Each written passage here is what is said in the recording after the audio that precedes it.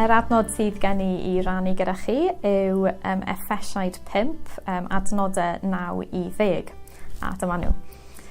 Pethau da a chyfiawn a gwir ydy'r ffrwyth sy'n tyfu yn y golau.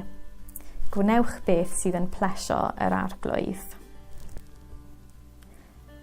So, mae rheina'n geiriau eitha mawr yn dyn nhw. Gwnewch beth sydd yn plesio yr arglwydd. Sut ydyn ni'n mynd ati i wneud pethau felly i plesio arglwydd y bydysawd?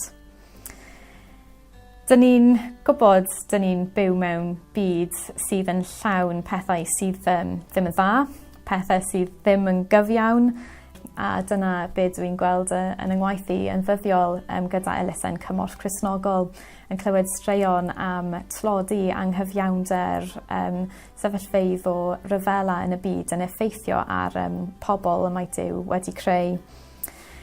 A felly mae y gorchymyn yna I gwneud beth sy'n plesio yr arglwydd yn falle cymryd synnwyr gwahanol yn dife sut ydyn ni'n plesio yr arglwydd mewn byd llawn tywyllwch. Ond dyma beth sydd mor galonogol am yr adnodau yma yn dife.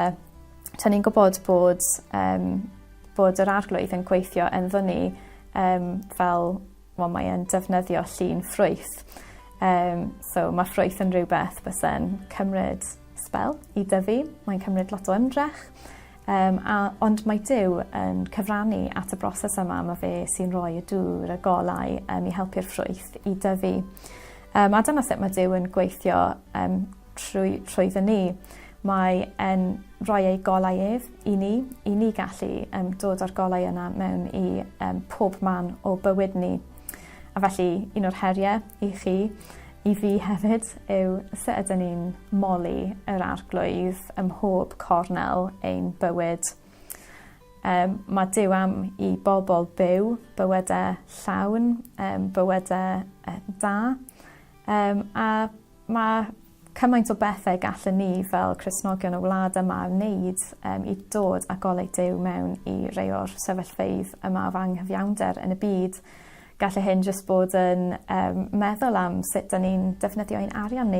Gallai fe bod yn wneud yn siŵr bod ni'n gweddio am rei sydd mewn tlodi yn gyson, neu falle hyd yn oed jyst rannu straeon gyda'n gilydd am realities y byd fel bod ni byth yn anghofio sut mae pobl eraill yn byw yn ein byd ni.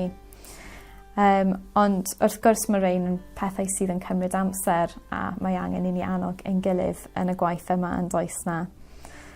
So, gwneud beth sydd yn plesio yr arglwydd, tipyn o her, ond dyn ni diolch I Duw bod e'n hala ei ysbryd I bob troi'n annog ni i'n helpu ni I wneud hyn.